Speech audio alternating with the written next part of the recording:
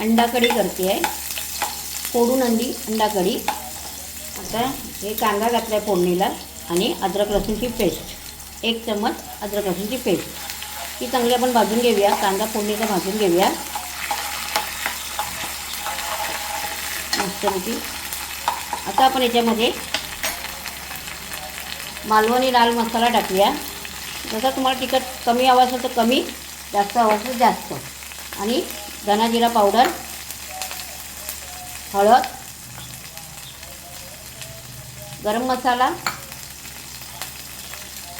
मीठ चवीनुसार. हे चांगलं परतून घेऊया मसाला आपण.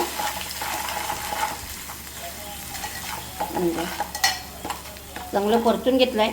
हे मी भाजलेल्या खोबऱ्याचं वाटण केलेलं आहे, त्याचं पाणी आहे हे बघा. त्याचं पाणी टाकते भाजलेलं खोबऱ्याचं. आणि भाजलेलं खोबरं आपलं कांदा, खोबरं, आलं, लसूण, कोथिंबीर हे घालून वाटून घेतलेलं आहे. आता हे मी भाजलेलं खोबरं वाटून घेतलेलं वाटण आहे हे बघा. जेवढी आपल्याला कढी करायची असेल ना तेवढं तुम्ही वाटण घालू शकता. त्याला चांगलं मिक्स करून घेते आहे चांगलं. याला जर चांगली उकळी आली की आपण त्याच्यामध्ये अंडी फोडून घालायची. जेवढं आपल्याला पातळ पाहिजे तर पातळ, घट्टसर पाहिजे तर घट्टसर आपण करू शकता. हे बघा आपल्या आमटीला, अंडा कढीला उकळी येते आहे. आता आपण याच्यामध्ये एक एक अंडं फोडून, मी 4 अंड्याची आमटी करते. ही 4 अंडी घेतलेली आहेत मी, 4 अंडी आहेत. जे आपण जिथे टाकू ना तिथे एका बाजूला साईडला हे बघा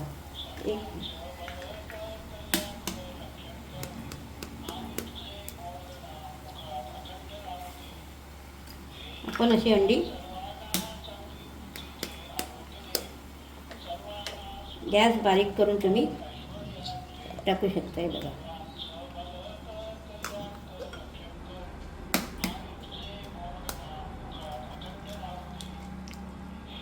ही आपण 4 अंड्याची आमटी केलेली आहे.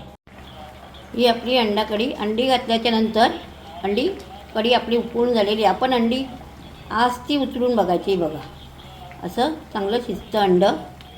आणि ही आपली अंडा कढी रेडी आहे. एकदा चांगली उकळी येऊ दे, मग आपली अंडा कढी रेडी झालेली आहे. हे बघा आपण आता अंडी घातली होती ती बघा. ही चांगली शिजलेली अंडी आहेत आपली. ही बघा. आता ही मी तुम्हाला काढून दुसऱ्या भांड्यामध्ये दाखवते.